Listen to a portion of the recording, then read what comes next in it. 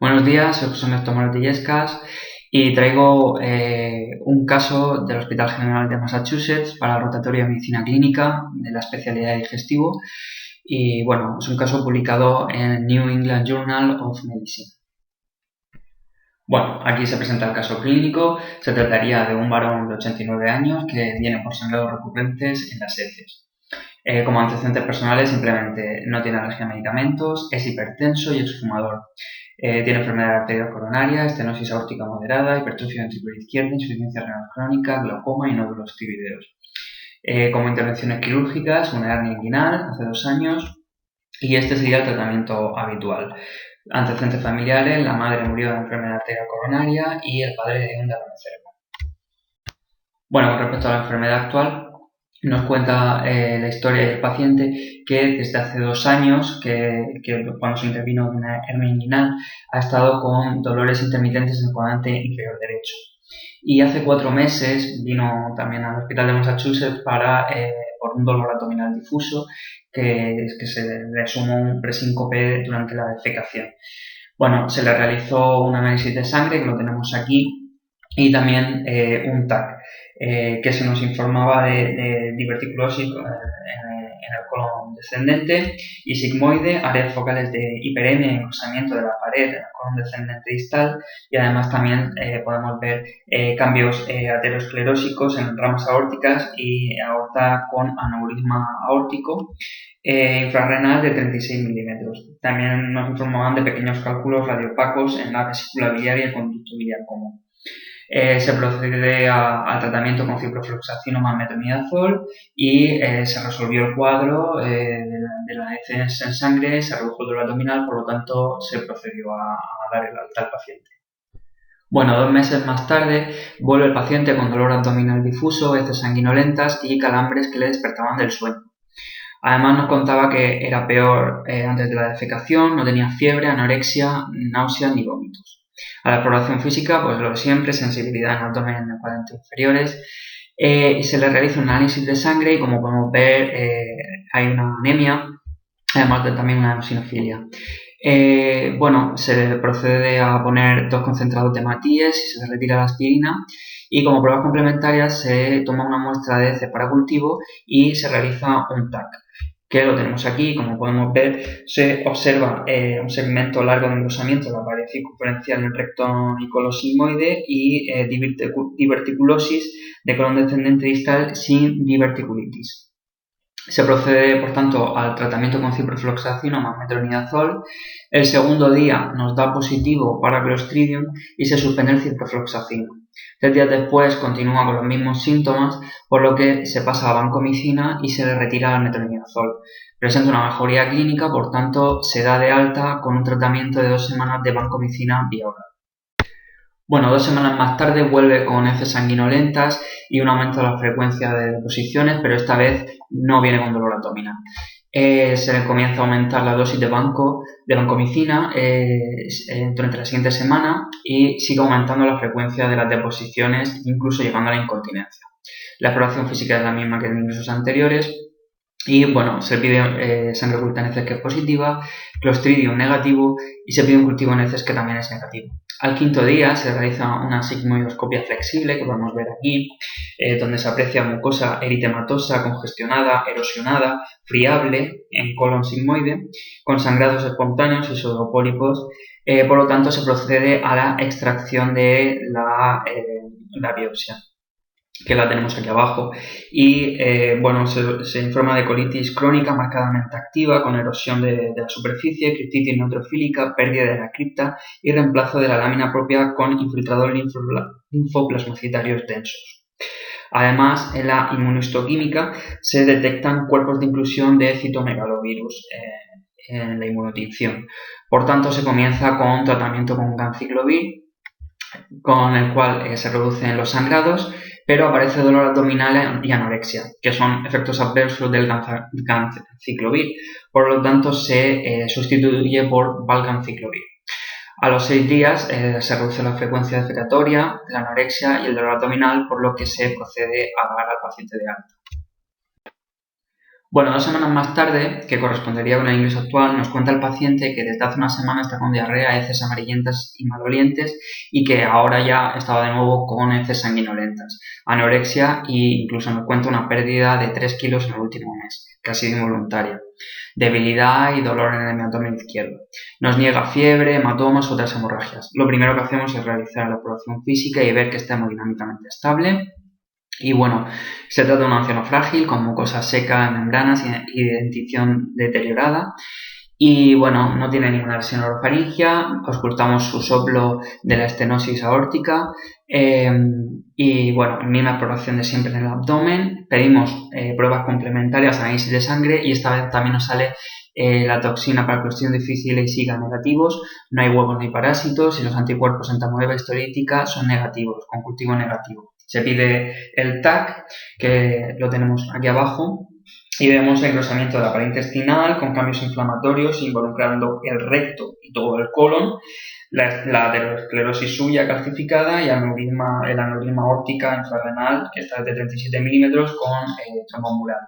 Se comienza con tratamiento con vancomicina vía oral y ganciclovir intravenoso. Bueno, se decide hacer en este ingreso una sigmoidoscopia, que la tenemos aquí, y vemos que hay inflamación colónica severa, eritema, edemas, friabilidad y ulceraciones profundas en el colon sigmoide y en recto. Y se hace biopsia de las lesiones y observamos que hay una colitis crónica activa severa con ulceraciones superficiales, reemplazo de la lámina propia con infiltrado linfoplasmocitario tenso, hay embolote de colesterol en pequeños vasos y bueno, las tinciones para inmunohistoquímica para citomegalovirus, virus herpes simple 1 y 2 y adenovirus son negativas. Por lo tanto, la impresión diagnóstica, dado el curso recurrente de la enfermedad a largo plazo, la circunferencia y la ulceración contigua en la sigmoidoscopia y el hallazgo sugestivo de inflamación crónica en biopsia, se puede pensar en colitis ulcerosa. El clostridium difficile sería poco probable porque nos da negativo y el citomegalovirus también sería poco probable, debido también que no ha llevado glucocorticoides en este ingreso y la refractariedad al tratamiento contra citomegalovirus es poco común. Bueno, con respecto al diagnóstico diferencial, si hablamos de un varón de 89 años con enfermedad coronaria, con varios meses de diarrea sanguinolenta, con dolor abdominal, pérdida de peso y un aumento de la velocidad de sedimentación glomerular y aumento de la proteína C reactiva, nos va a sugerir una diarrea inflamatoria crónica. Y dentro de los diagnósticos diferenciales tenemos que pensar en infección, cáncer, una causa vascular o inflamación. Con respecto a la infección, bueno, sería poco probable, tanto en meses de síntomas, la cantidad clínicamente significativa de sangrado, ulceraciones colónicas profundas y la ausencia de fiebre y leucocitosis sería inusual para un Clostridium difficile. También debemos pensar en varias infecciones parasitarias. Debemos pensar en entamoeba histolítica, Strongyloides stercolaris, la mebiasis intestinal subaguda con diarrea sanguinolenta de semanas o meses. Se suele asociar a imágenes endoscópicas que pueden imitar la colitis ulcerosa. Podríamos además sospechar con la eosinofilia que vimos en el segundo ingreso, pero la eosinofilia se suele ver normalmente en la crónica y no en la enfermedad activa. Además, el paciente no ha estado en lugares donde los parásitos sean endémicos y además las pruebas de laboratorio son negativas. Había progresión próximas de la colitis del recto y el colon sigmoide, y en los parásitos normalmente se suelen ver más en el colon ascendente con mayor frecuencia. Con respecto al cáncer, debemos considerarlo en pacientes con sangrado crónico del tracto gastrointestinal inferior, pero los hallazgos endoscópicos hacen el carcinoma colorectal y el linfoma de colon pues poco probable. Por otro lado, también podemos pensar en una causa vascular, como la isquemia colónica. Debemos pensarla en las diarreas sanguinolentas, agudas y autolimitadas, pero es poco probable en este caso. También podríamos considerar una embolización por cristales de colesterol, ya que tenía un trombo mural aórtico. Y por otro lado, pues también tendríamos las patologías inflamatorias. Sería lo más probable para este paciente, con una historia de diverticulosis que sugeriría la posibilidad de colitis segmentaria asociada a diverticulosis que podría explicar muchas clínicas vistas en este paciente, pero la inflamación observada en este era contigua y no intermitente. Entonces no solo se limitaba a las secreciones, a las secciones en las que los divertículos estaban presentes. Además estaba el recto afectado y no es muy común en la patología inflamatoria. Y por último, decir el de la colitis ulcerosa, que la infección por closión difícil en la infección es común en la colitis ulcerosa, en general en la enfermedad inflamatoria intestinal, y con frecuencia se exacerba la frecuencia de la enfermedad debido a la closión difícil. También existe una amplia evidencia de asociación entre citomegalovirus y colitis ulcerosa, y además la colitis por reactivación del citomegalovirus es común entre pacientes con colitis ulcerosa tratados con glucocorticoides. Se sabe que el citomegalovirus tiene preferencia por superficies mucosas inflamadas, y la colitis ulcerosa también cursa con eosinofilia al principio, como vimos en el segundo ingreso. Además, estos pacientes también tienen una mayor tasa de trombosis arterial, por lo que podría explicar en parte el trombo mural aórtico y la embolización del colesterol. Y para finalizar, en resumen, la diarrea con sangre crónica, el desarrollo de colitis por closión difícil después del tratamiento con ciprofloxacino y el ingreso posterior por colitis por citomegalovirus y el continuo deterioro clínico con empeoramiento de los síntomas sistémicos, con un aumento de marcadores inflamatorios y los hallazgos endoscópicos e histológicos hacen de la colitis ulcerosa el diagnóstico más probable. Bueno, con respecto al tratamiento, tenemos que separar el brote del tratamiento de mantenimiento. En el brote, si se trata de un brote leve, podemos empezar con aminosalicilatos o 5-ASA, como la mesalazina, oral y tópica, vía rectal. Si no responde, estuviésemos ante un brote moderado, sería un 5-ASA oral y tópico, más glucocorticoide oral de acción tópica. Si no responde, 5-ASA oral y tópica más glucocorticoide 1 miligramo kilo día. Y si fuésemos ya un brote grave, glucocorticoide intravenoso 1 miligramo kilo día. Si fuese el paciente córtico refractario que vuelve a resurgir cuando se le va retirando el corticoide, pondríamos ciclosporina A intravenosa o biológicos manteniendo los glucocorticoides a 1 miligramo kilo día. Y si no responde ya, pasaríamos a la cirugía, que sería de forma urgente la colectomía total e ileostomía terminal, es decir, que se deja el recto in situ, y las indicaciones serían brote grave que no responda a fármacos, megacolon tóxico que no responde en 24-48 horas, perforación y hemorragia masiva. Y en la cirugía programada, la técnica de elección sería la panproctoctomía total con anastomosis ileonal, que preservaría la continencia mediante la creación de un reservorio ileal, en general en J, y la conservación del esfínter anal. Las indicaciones serían la displasia grave o neoplasia en biopsias. Y el tratamiento de mantenimiento, tras un brote leve o moderado o grave que responde a glucocorticoides intravenosos, utilizaríamos 5-ASA orales o tópicos. Y si fuese un paciente corticodependiente, pues podríamos usar azatioprina o 6-mercaptopurina. Si fracasa, podríamos utilizar infliximab o adalimumab. Y si se trata de un brote grave o refractario a corticoides, azatioprina o 6-mercaptopurina. Si el brote lo conseguimos controlar con el infliximab, podríamos utilizar infliximab más azatioprina. Y, por supuesto, si ya hemos realizado la cirugía, pues como es curativa, no requeriría ningún tratamiento de mantenimiento. Bueno, con respecto a los avances, destacar el trasplante fecal, destacamos este artículo. El trasplante fecal está destinado a restaurar la disbiosis mediante la transferencia de heces de un donante sano a un paciente y tiene tasas de curación de hasta el 90% en el manejo de la diarrea por closión difícil recurrente. Esta revisión tenía como objetivo comprobar si el trasplante fecal era seguro y efectivo en el tratamiento de la colitis ulcerosa y también cuáles eran las características potenciales que podrían ser las de un superdonante. Hicieron una revisión en PubMed quedándose con los estudios que discutían el uso del trasplante fecal con el tratamiento de la colitis ulcerosa y se quedaron con 31 estudios, 10 informes de casos, 17 ensayos abiertos y 4 ensayos controlados aleatorizados. Además, también estudiaron un metaanálisis. Con respecto a los ensayos clínicos, 3 de 4 informaban de diferencias significativas entre el grupo de trasplante fecal y el grupo de control, logrando la remisión clínica en 24-44% de los pacientes de los trasplantados fecales contra el 5-20% del grupo control.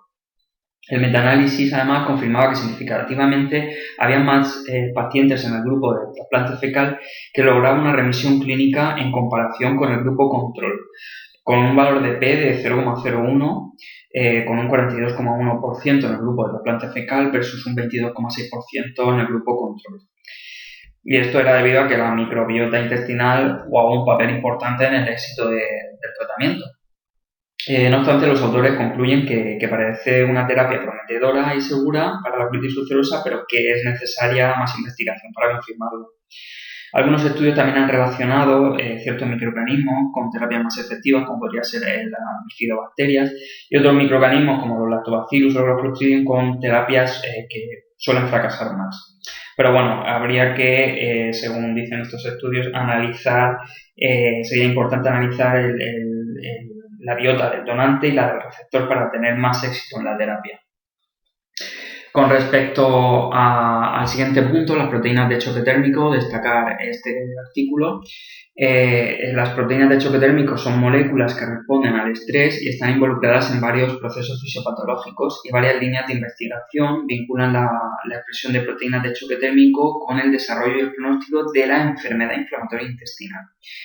Por ejemplo, las HSP90, 70 y 60 contribuyen a la enfermedad inflamatoria intestinal en diferentes aspectos. Se ha sugerido la inhibición dirigida de proteínas de choque térmico específicas para mejorar las consecuencias de la enfermedad. La función principal de las HSP es plegar proteínas recién sintetizadas o replegar proteínas mal plegadas o naturalizadas y prevenir la agregación aberrante, y esto se conoce como las actividades de chaperona. También tienen como función el transporte de proteínas en diferentes compartimentos y funciones secretoras inmunológicas. La expresión de HSP se regula principalmente a través de la respuesta al choque térmico, en la que el factor de choque térmico 1 y otros factores de transcripción controlan la transcripción de las variantes de las proteínas de chaperón. Y ciertas HSP se podrían expresar en condiciones de estrés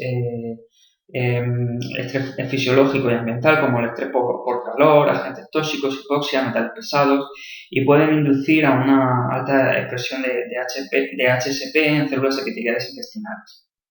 Y la regulación positiva de HSPs acompaña varias condiciones patológicas y procesos inflamatorios que además pueden estar involucrados en la patogénesis de multitud de enfermedades inflamatorias crónicas y autoinmunes, como podría ser la artritis reumatoide, la aterosclerosis, la diabetes mellitus o la miastenia gravis. Es necesario, por tanto, más investigación para comprobar los roles que tiene cada una, pero lo que está claro es que las HSP están involucradas en la homeostasis intestinal y la fisiopatología, y que mucho estrés y otros factores pueden desencadenar la expresión de las HSP90, 70, 60 y 27, que protegen en un principio contra el daño de la mucosa colorectal, y su mayor expresión puede permitir la citoprotección y restringir la progresión de la enfermedad inflamatoria intestinal, pero sin embargo, en contraste, los HSP también apoyan la progresión de la enfermedad en la mucosa intestinal según la etapa de la enfermedad y otros mecanismos que son poco conocidos. Por tanto, conocer con exactitud la regulación de las HSP para su posterior control farmacológico constituye una potencial vía terapéutica. Y por último, hablar de este documento de futuros desafíos de la terapia de la enfermedad inflamatoria intestinal, en donde nos dicen que hay que mantener las remisiones a largo plazo para reducir las complicaciones y reducir la necesidad de la resección intestinal, manteniendo la calidad de vida, sobre todo, tanto del paciente como de sus familiares. Es importante el diagnóstico temprano y evitar la pérdida de la respuesta al tratamiento, y para ello se discuten varias estrategias como la optimización de la dosis, el monitoreo activo de los medicamentos, la realización de endoscopias, la calprotectina fecal, escaladas y desescaladas en el tratamiento, avanzando hacia una terapia precisa. También habla de la importancia de un equilibrio, de un equipo multidisciplinar con una enfermería especializada, apoyo psicológico y también dietético. Hay muchos factores que pueden desencadenar la pérdida de respuesta del huésped a largo plazo, ya sea por la medicación o por factores del huésped, teniendo en cuenta también que muchos pacientes tendrán la enfermedad décadas y también es importante el control en estos pacientes del estrés, la ansiedad y los trastornos gastrointestinales.